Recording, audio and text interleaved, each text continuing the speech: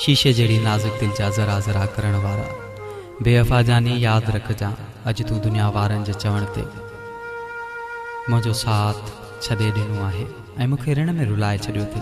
पर याद रखजा जिन माण्हू जे करे तो मुंहिंजी दिल टोड़ी आहे उहे माण्हू तोखे अकेलो छॾे वेंदा, पोइ तोखे मुंहिंजी मोहब्बत यादि ईंदी ऐं पोइ तूं मुंहिंजे लाइ हंजूं हारे रोअंदे। पर अफ़सोस शायदि उन वक़्तु आऊं न हुजां, हा आऊं हुजां ई न। हाणे मूं वटि सिर्फ़ु ऐं सिर्फ़ु तुंहिंजी यादुनि जो ख़ज़ानो ई वञी बचियो आहे जंहिं ज़रिए आउं पंहिंजी ज़िंदगी जो गुज़रान करे रहियो आहियां। सची पुछी त ज़िंदगी न खजंदड़ बार महसूस थी थिए, तोखां सवाइ हर ख़ुशी अधूरी आहे। हा हर ख़ुशी अधूरी आहे। दुनिया बेरंगीन बणिजी पई आहे, मन अंदरि थर जे भिटनि जियां उदास ऐं तनहा थी पियो आहे। ख़बर नाहे असांजी ख़ुशियुनि भरे ज़िंदगीअ में कीअं विछोड़ो अची वियो, अलाह जे हिते कंहिंजी नज़र लॻी वई।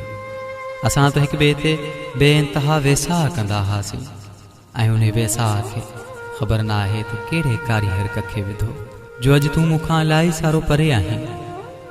अॼु उहो वेसाह तुंहिंजो मूं ते न रहियो आहे। कीअं तोखे आउं उहो वेसाह ॾियारियां?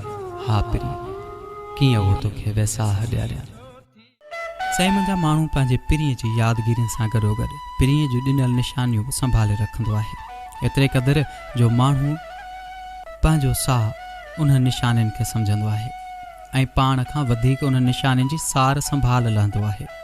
कुझु अहिड़ी कैफ़ियत खे शाइर पंहिंजे हिननि सिटुनि में ईअं बयानु कयो आहे त लिखी ख़त हथनि सां हवालो ॾेई वञ, ज़हर जो पोइ भले प्यालो ॾेई वञ, रही दूर तोखां सघां थो मगर हा पिरीं दर्द खां तूं अज़ालो ॾेई वञ, पिरीं पोइ वञी दूर रहो असां खां मगर ही खुलियो दर करे बंदि तालो ॾेई वञ, करियां यादि जंहिंखे ॾिसी यार हरदम निशानी छलो यादि वालो ॾेई वञ। हा लिखी ख़त हथनि सां हवालो ॾेई वञ, लिखी ख़त हथनि सां हवालो ॾेई वञ।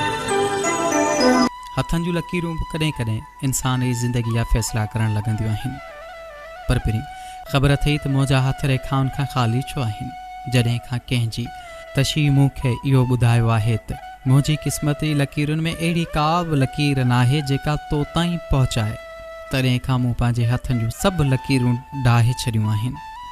इन आस ते त जॾहिं तक़दीर जो कातिब मुंहिंजा हथ रेखाउनि खां ख़ाली ॾिसे त मुंहिंजी तक़दीर नए सिर जोड़े ऐं उन्हीअ में अहिड़ी लकीर बि हुजे जेका मूंखे तो ताईं पहुचाए।